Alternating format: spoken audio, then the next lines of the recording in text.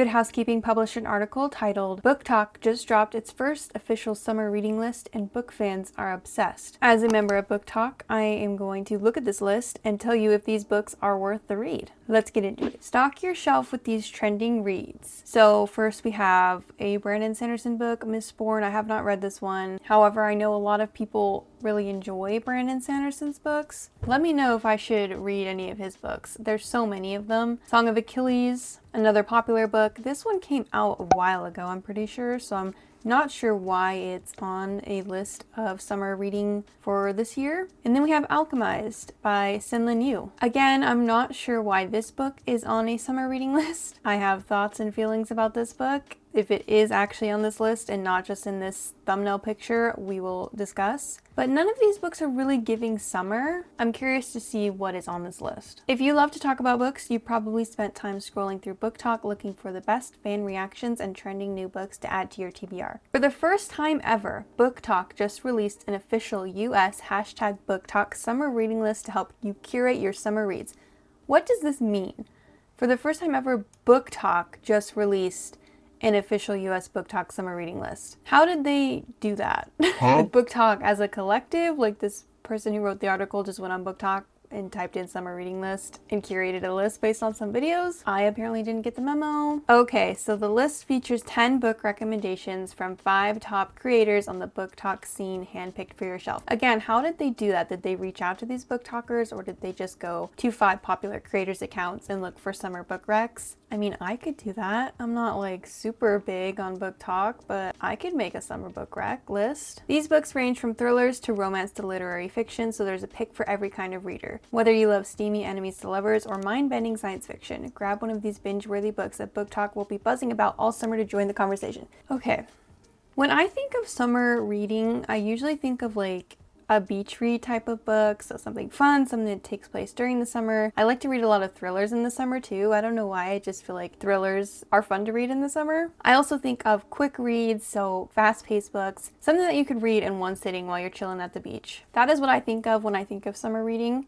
Again, very curious to see what these 5 top creators on BookTok have recommended and that Good Housekeeping has handpicked to add to this curated list. I'm also just very hesitant anytime a list says like BookTok will be buzzing about, these are books that BookTok will be buzzing about all summer, because who is BookTok? These 5 top creators that you chose to include in your article, there's so many people on BookTok with so many different tastes. Okay, number 1, Daggermouth by H.M. Wolf. I have heard of this book. It's on my list to read. I remember there was some sort of controversy, not involving this author, but a different author who also wrote a dystopian romance, and then people were reading H.M. Wolf's book, Daggermouth, instead of the other book. So what is this book about? In a corrupt dystopian world, a mercenary misses her shot to assassinate the son of the president and ends up forced to marry him in this slow-burning enemies to lovers romance. Sounds interesting. So this was recommended by Eamon's Books. She's very popular TikToker, BookToker. Whether you trust her recs or not is up to you. I personally don't know much about her. I've never really watched her videos, so I can't really tell you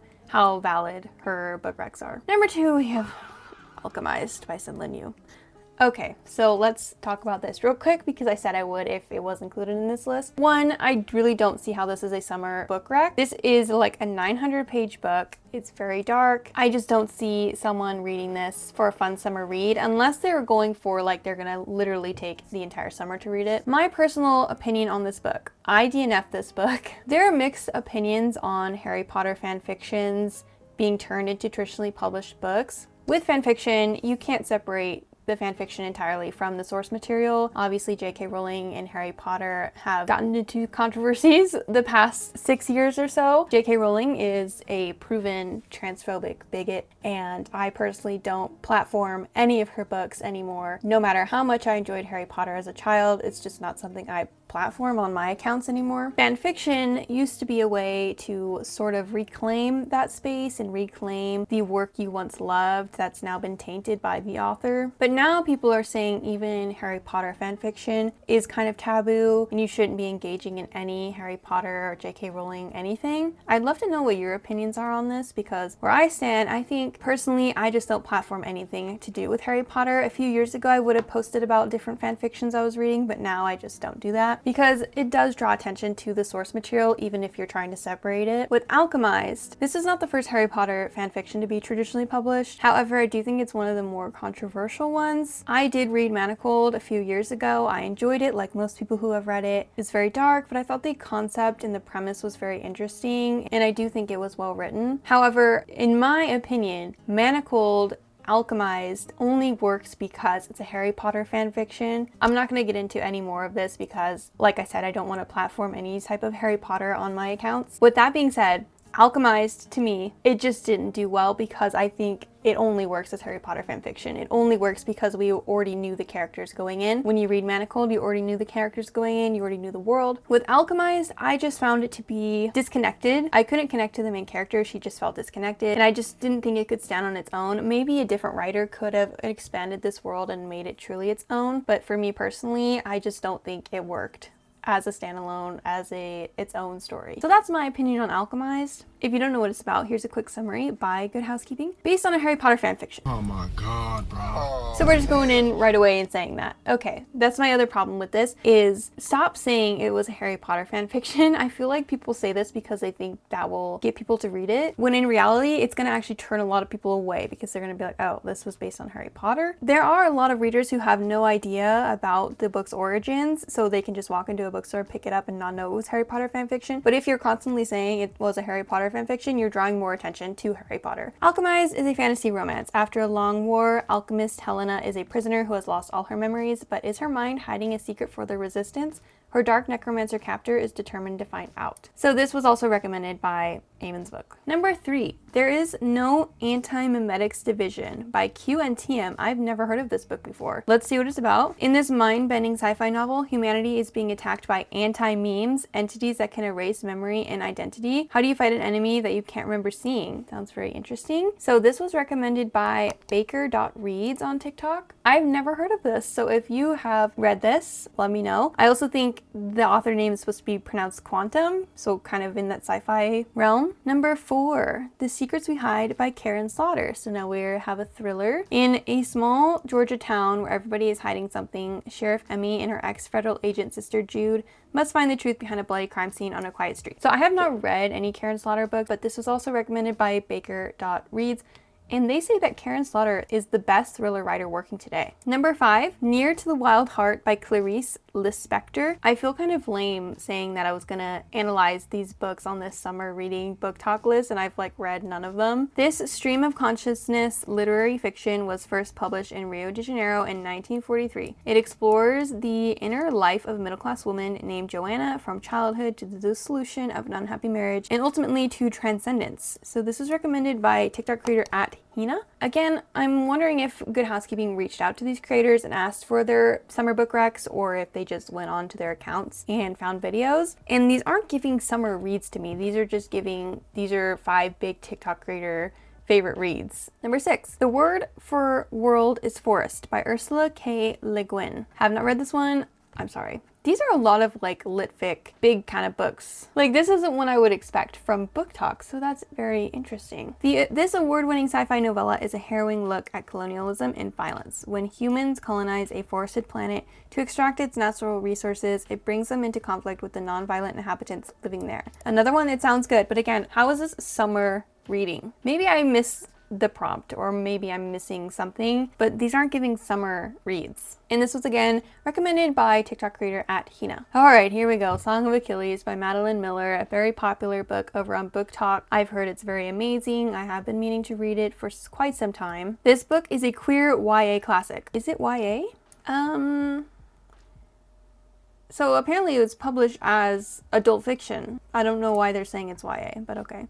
It's a tender, emotional retelling of the Trojan War, focusing on the intimate relationship between Achilles and Patroclus. And this was recommended by creator Kira Lewis 75. So I have heard a lot of different things about that TikTok creators. Number 8, we have Just for the Summer by Abby Jimenez. Now this is a summer read because it takes place during summer. It's a fun romance. In this witty, slow burn rom-com, Justin is cursed. Every woman he dates finds her soulmate right after they break up. When he finds out Emma has the same problem, they agree to date just for the summer so they can break up at the end and each go on to find the love of their lives. Obviously, it's not that simple once feelings are involved. This was also recommended by Kira Lewis 75. I have read this one. This is one of my favorite Abby Jimenez books. If I had to rank them, I would probably put The Night We Met or Yours Truly at the top, and then Just for the Summer right below it. I thought it was really fun. Abby Jimenez, sometimes her books are hit or miss for me, but this one was a lot of fun. I do think you should read Part of Your World and Yours Truly before you read this one. It's not a must, but there are some things that are revealed that you'll probably appreciate more if you've read those other two first. Then we have The Last Contract of Isako by Fonda Lee. I have heard of this one. This cyberpunk science fiction follows Isako, a legendary swordsman.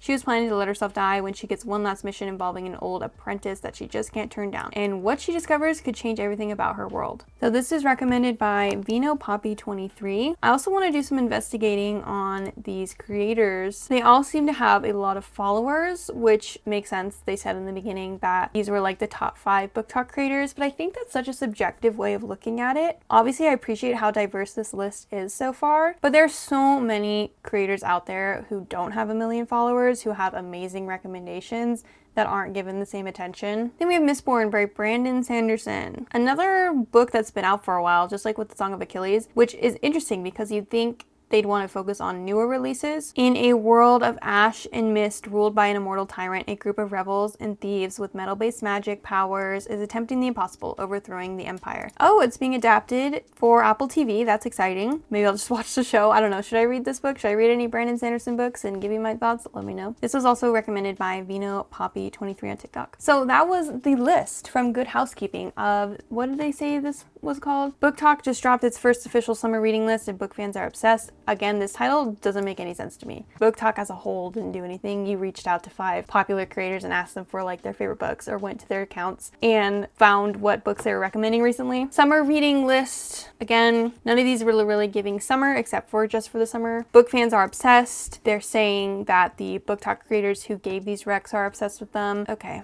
Stock your shelf with these trending reads. I do appreciate that there were some diverse books in this list. However, just because a book is trending doesn't mean it's so good and you need to read it this summer. I think that if they had focused on maybe 20 recs from smaller creators who were more diverse with newer reads, instead of regurgitating the same few books that are always being recommended on BookTok, I think that would have been a more exciting summer book rec list. I do have my own recommendations for your summer reading list. These are a few recent reads of mine that I've enjoyed. The first one being An Ocean Apart by Jill 2. This is a young adult dystopian novel where the world has basically been destroyed by capitalism and by corporations. A CEO of one of these corporations is hosting a bachelor-style reality show where her son is looking for love, so they invite 8 of the richest girls in the world to come aboard their ship and compete for his hand in marriage, as well as a sizable nest egg of money. Eden, the main character, decides to sneak aboard the ship and steal the money so she can help with her adoptive father's recovery after he's injured. Honestly, this was such a unique dystopian book, and it gave me those vibes of like the 2010s dystopian era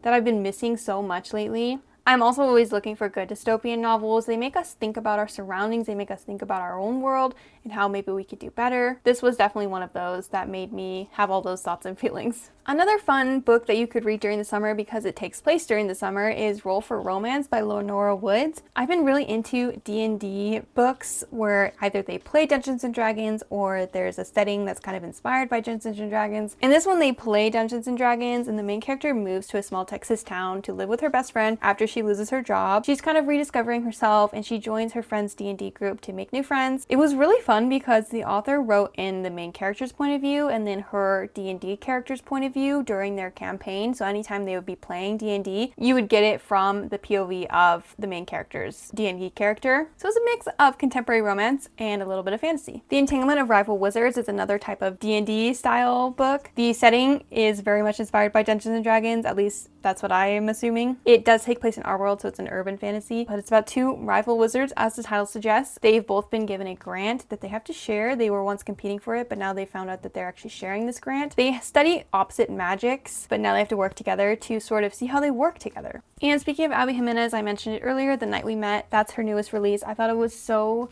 darling.